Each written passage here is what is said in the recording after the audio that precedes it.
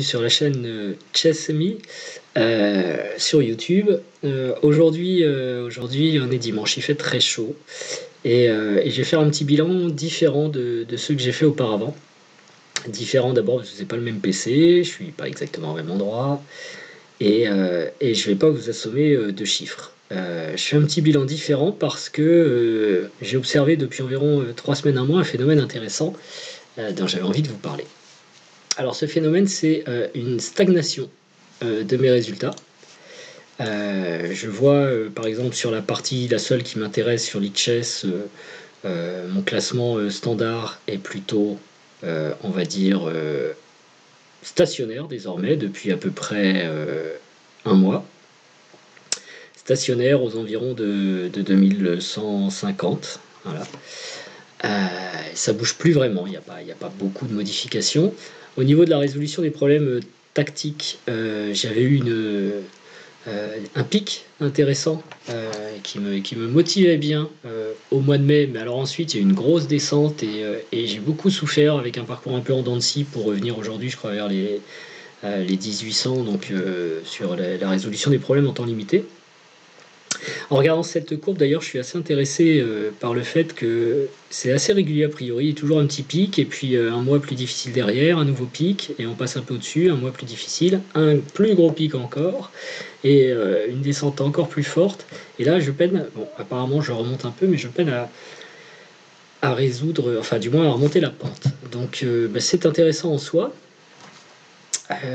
Stagnation, on va dire aussi globalement sur la partie résolution en temps limité.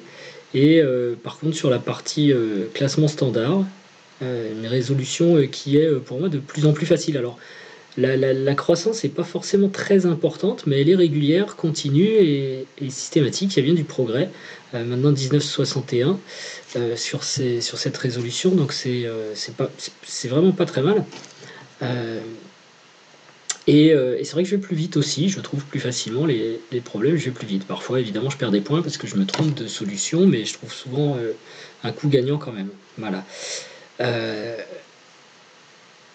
donc ça, c'est le seul point positif. Pour le reste, j'ai quand même la sensation que tout stagne. Et puis, il y a un autre point important. Donc je me suis dit, voilà, pourquoi ça stagne? J'ai essayé de travailler sur la modulation de mes entraînements, travailler des domaines plus que d'autres. Et pour l'instant, j'arrive pas à résoudre ce petit blocage. Et quelque chose a fait le déclic en fait en deux fois. La semaine dernière, j'ai joué une partie sicilienne avec les Blancs contre Ice Setnik sur Lichess, où j'ai pas trop vu le jour. Je peux la montrer, je pense que ça va pas être trop difficile à retrouver. D'ailleurs, je suis déjà sur mon profil. Voilà, elle est là. J'ai pas trop vu le jour. Ah, faut peut-être que je réduise un peu la taille de l'échiquier. Euh, Où est-ce que c'est ça? Dans les préférences peut-être? Non, c'est pas là.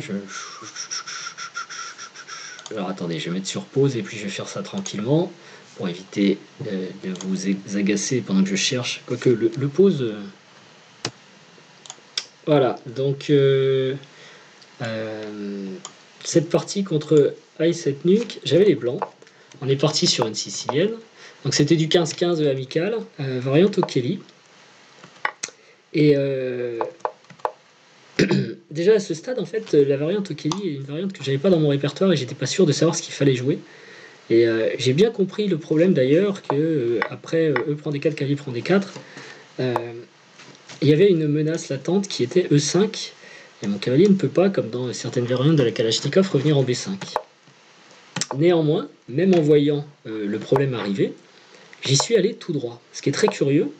Donc là, j'essaye de défendre le pion D3. Évidemment, D5, c'est très logique. J'essaye de défendre à nouveau. Et me voilà avec des pions doublés. Et ensuite, la partie s'est déroulée. J'étais sous pression, j'étais même plutôt passif et j'ai pas servi. J'ai rien fait de très intéressant pendant cette partie. J'ai raté plusieurs fois d'ailleurs des prises libératoires ici. Quasiment tous mes coups pour moi sont des erreurs. Et alors cette première partie était un peu un déclic parce que bah voilà, si on se met ici, là on a à peu près la fin du développement, les tours sont liés de part et d'autre. franchement, les blancs peuvent pas être contents de leur ouverture. Et c'est une partie sicilienne. J'ai beaucoup de variantes du fait que je joue E4 et les lignes principales, ce que j'avais prévu au départ.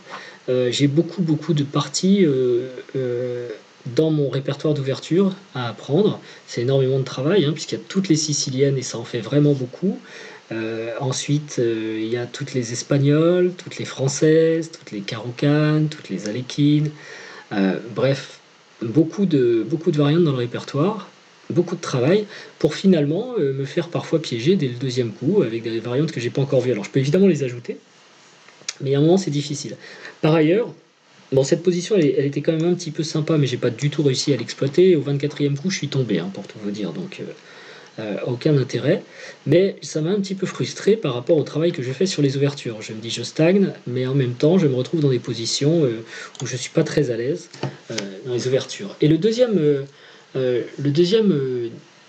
déclic, on va dire, a eu lieu hier. Hier, alors que je participais à un tournoi de blitz interne dans mon club. Et malheureusement, j'avais le temps de ne faire que les 3 premières rondes, puisque j'avais un rendez-vous ensuite. Euh, Dans la 3e ronde, alors on va lancer peut-être un nouvel échiquier, voilà. Dans la 3e ronde, je jouais avec les noirs.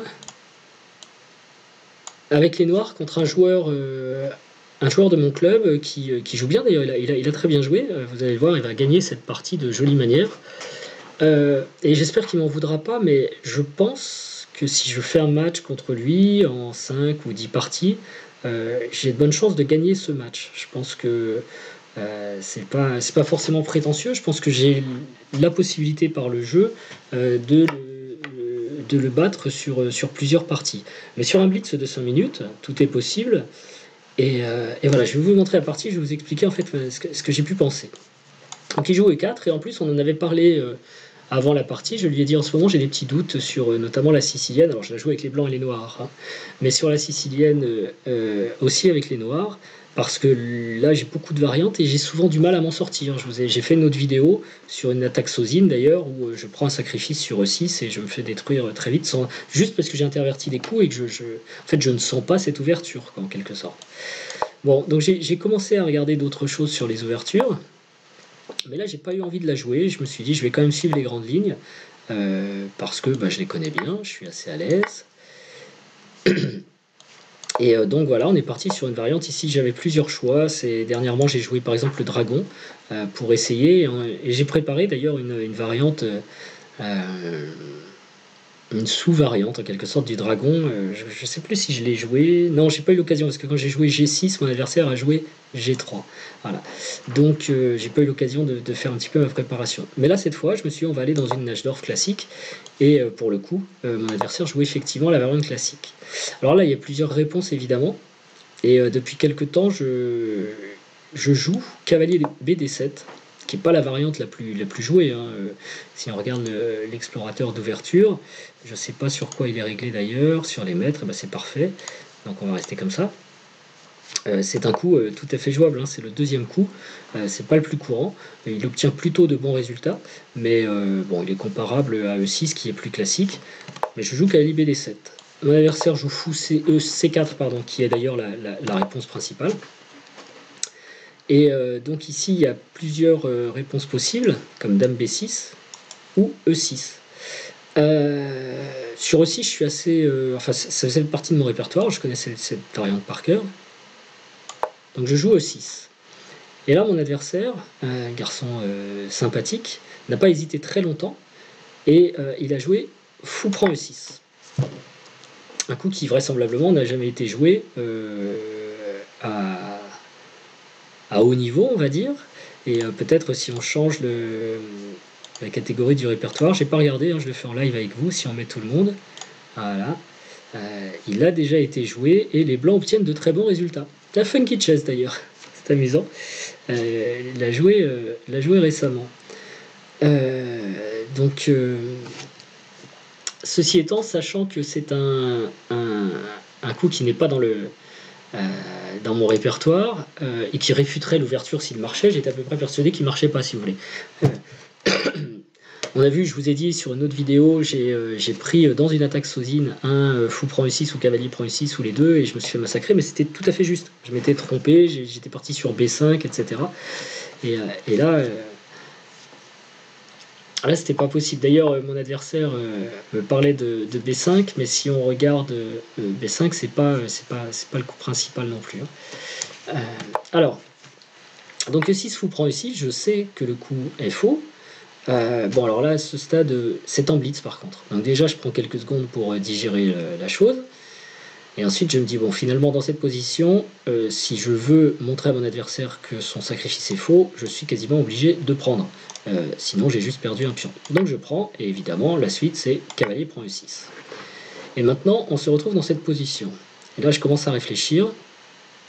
Et je me dis, bon, quelle est la nature du problème ? Il faut faire attention à l'attaque sur ce fou, à l'attaque sur ce pion. La dame est évidemment menacée, donc ça, ce sera peut-être le point principal sur lequel il faudra veiller. Et donc, il faut enlever la dame. Alors, pour enlever la dame, en fait, il y a deux. Je vais peut-être enlever ça. Il y a deux possibilités. En fait, évidemment, elle ne peut pas venir en C7 parce que sinon, elle est perdue. Donc, il reste B6 et A5. Donc, déjà, j'hésite entre ces deux cases parce que sur B6, c'est intéressant. Il y a une pression sur B2. Et sur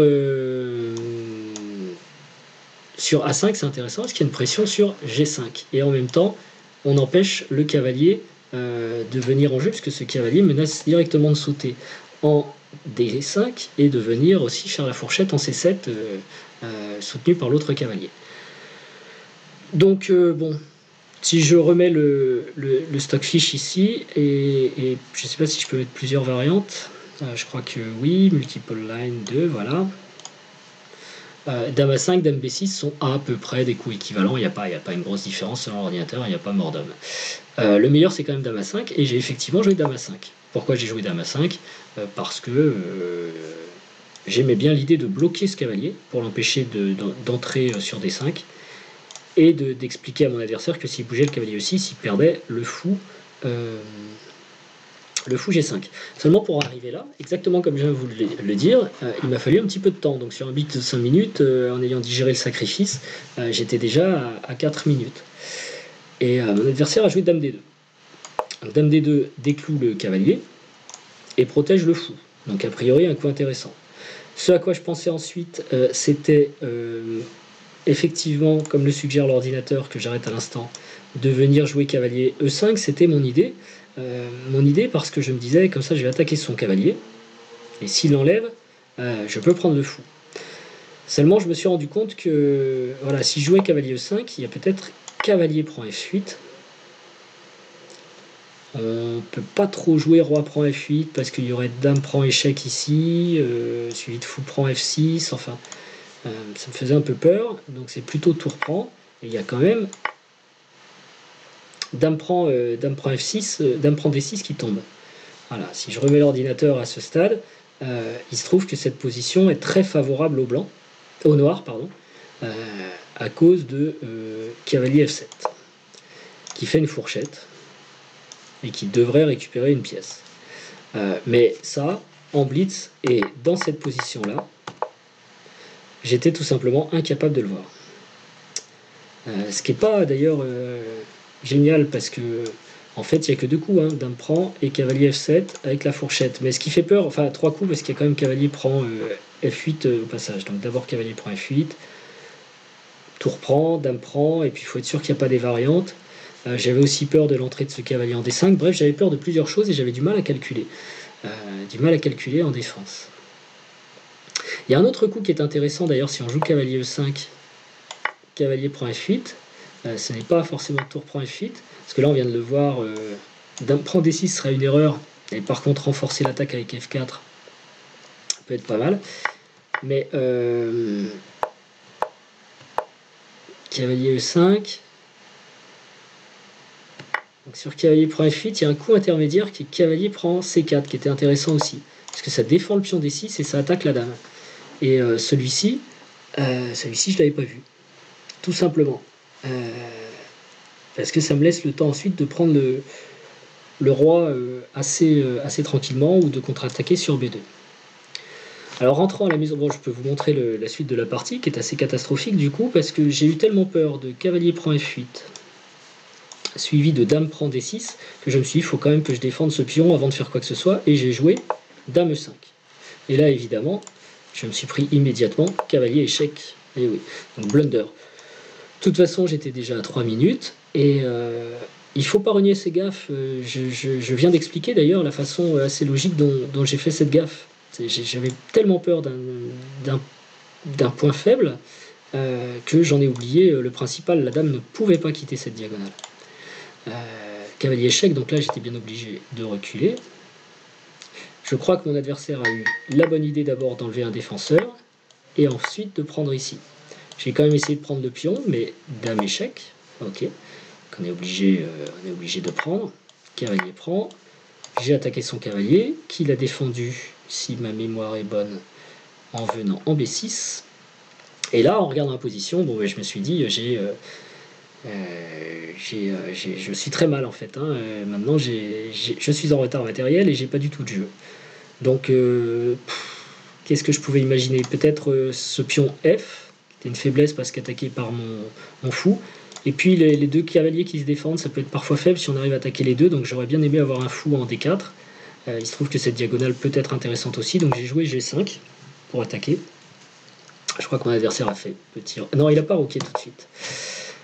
Il n'a pas roqué tout de suite. Je crois qu'il est revenu avec son cavalier ici. Et donc j'ai joué fou G7.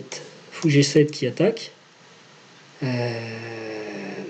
Mon adversaire a choisi C3. Alors ici, je peux récupérer mais l'équivalent d'un pion, donc c'est pas beaucoup. Par cavalier prend, pion prend, fou prend, mais j'ai encore réfléchi à ça à un moment. Et à l'arrivée, je me dis, bon, au final, j'ai quand même une bonne pièce de moins, des pions totalement éparpillés, donc c'est une position sans espoir. Et donc, je vais pas pour cette variante. Et du coup, j'ai dû jouer tour F8. Petit roc et ensuite ma fin a dû arriver assez vite. D'ailleurs je crois, attendez, non je me souviens pas de la fin de la partie, mais bon après de toute façon j'avais plus que 2 secondes, je suis même tombé à la pendule et j'ai perdu toutes mes pièces très très vite.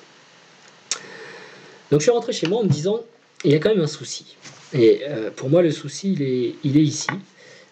Je suis dans une variante que je sais être inférieure, mais je suis totalement incapable de démontrer son infériorité. Ça, c'est le premier point. Le deuxième point, c'est je suis en défense. Et en défense, je panique. Ici, j'ai un bon coup, mais ensuite, je perds assez vite les pédales. Et d'ailleurs, dans la même semaine, j'ai joué aussi un Gambit Marshall avec les Noirs. Le Gambit Marshall sur le semi-slave, hein, pas sur l'espagnol. Et donc là, ce sont les blancs qui ont une belle position d'attaque. Heureusement, mon adversaire s'est trompé très vite, mais j'étais aussi en délicatesse. Enfin, j'ai joué les bons coups, mais j'étais pas du tout à l'aise. Et donc, je me suis dit, qu'est-ce que je peux changer pour progresser? Donc, étant donné que je stagne et que je commence à vraiment détecter les parties où je perds des points bêtement. Bon, sur un blitz, encore une fois, mon adversaire a bien joué, il a bluffé sur le sacrifice et ensuite il a bien mené sa barque. J'ai rien à lui reprocher, c'est plutôt à moi. Et donc, le bilan que j'en tire de ce blitz, des 2 ou 3 parties précédentes que j'ai jouées sur Lichess, c'est que je suis pas du tout à l'aise en défense. Je passe beaucoup de temps à apprendre des variantes qui sont les meilleures variantes d'ouverture du monde, les plus jouées avec les meilleurs résultats, sauf que je les comprends pas. C'est un peu une lapalissade, c'est évident. Quand vous lisez des articles sur les ouvertures, tout le monde vous dit ne répétez pas les plus grandes variantes, il faut comprendre l'ouverture plutôt que l'apprendre. Mais je voulais l'apprendre parce que j'avais pas du tout de base de répertoire au départ. Et puis en apprenant des variantes, on a de bons résultats parce qu'on maîtrise bien ses ouvertures, on est content, et souvent plus loin que l'adversaire. Mais ensuite, quand il vient le temps de jouer ou qu'on dévie de la route principale, même en jouant un mauvais coup, eh bien on n'est pas forcément capable de le réfuter. Donc c'est ce qui fait d'ailleurs que je me trouve en situation ensuite de défense et incapable de démontrer où mon adversaire s'est trompé. Donc j'ai fait aussi un troisième constat, c'est que pour des raisons d'invitation, de travail, de disponibilité d'une façon générale, ces derniers temps, je n'ai pas eu du tout le temps de me consacrer à des tournois réels, des tournois, notamment je faisais un tournoi semi-rapide toutes les 3 semaines. Là, ça fait très longtemps que j'en ai pas fait. Cette pratique compétitive manque certainement pour avoir des bons réflexes aussi. C'est la compétition, ça sanctionne forcément l'entraînement. Si ça se passe mal, ça vous remet en question, et la remise en question est bonne. Et si ça se passe bien, ça vous apporte de la confiance et vous jouez de mieux en mieux. Donc dans les deux cas, la compétition est bénéfique pour l'entraînement. C'est même c'est aussi la finalité évidemment de l'entraînement. Donc les mesures que j'ai décidé de prendre pour essayer de passer le palier sur lequel je bloque là, c'est de remettre en cause ce que j'avais jamais remis en cause depuis le début de mon activité il y a 1 an et demi, c'est-à-dire mon répertoire d'ouverture. Je vais désormais le modifier pour aller sur des ouvertures qui me vont mieux, dans lesquelles je me sens bien. Parce que par exemple sur la position qu'on a sous les yeux, même si d'après l'ordinateur, les noirs ont un bel avantage qui dépasserait un pion, je ne me sens pas bien du tout. Je n'aime pas la position de mon roi, je n'aime pas le pion D6 qui est isolé, je n'aime pas le manque de liberté de la dame, je ne vois pas comment je vais me développer, je ne suis pas à l'aise avec cette position, elle ne convient pas à mon style. Et dans les siciliennes en général, c'est le constat que je fais. Donc je vais. Et les siciliennes prennent un temps fou à préparer, tant avec les blancs qu'avec les noirs. Donc je voulais les jouer pour progresser en calcul. On va dire que j'ai progressé en calcul. Mais maintenant, j'arrive à un point où je me dis que stratégiquement et techniquement, ce sont quand même des ouvertures qui ne me conviennent pas. Parce que je n'arrive pas à les jouer et je ne les comprends pas. Et c'est pas grave, il y a suffisamment de possibilités pour trouver dans ce champ des possibles ouvertures celles qui conviendront à mon style. Donc je vais modifier mon répertoire d'ouverture tant avec les blancs qu'avec les noirs. Et je garderai pour certaines occasions des variantes qui me conviennent bien ou que je pourrais jouer contre certains utilisateurs, enfin contre certains adversaires. Voilà, donc je ne sais pas si c'est la bonne démarche, mais ça ce sera la première action. La seconde, c'est évidemment de reprendre les tournois, donc je vais m'y remettre très vite. Et le manque de pratique aussi que je vais compenser par, comme je le faisais auparavant, des semi-rapides online commentés. Parce que pendant que je faisais ça, je trouve que je progressais quand même. Et depuis que j'ai arrêté, je progresse moins. Alors en plus, j'avais arrêté pour de mauvaises raisons. On m'avait accusé de copier d'autres, etc. Ce qui n'était pas tout à fait le fait, puisqu'on avançait en parallèle. Et puis d'ailleurs, on est libre de faire chacun ce qu'on veut sur Internet. Là, je vais sûrement le reprendre. En plus, c'est sympa, ça fait des parties, peut-être pas sur du 15-3 ou du 15-6, mais du 15-15, parce que j'ai quand même besoin de cette marge pour faire des parties online. Et enfin, vont arriver très très prochainement les Lichess 45-45, la nouvelle saison. Je suis capitaine d'une équipe qui s'appelle Six Sacks. Non, Six Sack. Non. Allez, je vais le refaire. C'est dur hein, comme équipe. Six Sack, Six Pack. Voilà. Le paquet de 6 des 6 sacrifices. Bon, peu importe.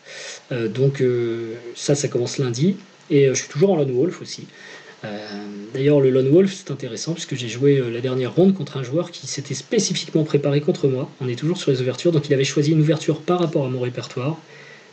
Justement ce Marshall. Je crois qu'il s'était mis une grosse pression. Et finalement, il a perdu tout seul très vite. Il m'a donné une pièce de façon assez vite, alors que c'était un joueur à plus de 2000. Donc ça, c'est intéressant. Aussi, ça m'a convaincu qu'il faut lâcher un peu la pression sur l'ouverture, peut-être jouer des ouvertures réputées inférieures, mais de toute façon, j'ai pas pour objectif de devenir un jour grand maître. Il s'agit juste de progresser en jouant des ouvertures que je comprends. Donc maintenant, je vais vraiment m'atteler. C'est le dernier point que j'ai pas changé. Et si je stagne, peut-être que le problème vient de là. C'est le dernier point que j'ai pas changé. Donc je vais réviser mon ouverture en essayant maintenant de m'orienter vers des débuts qui conviennent à mon style. Voilà. On verra ce que ça donne. C'est aussi un travail de longue haleine. Mais enfin, j'ai déjà commencé.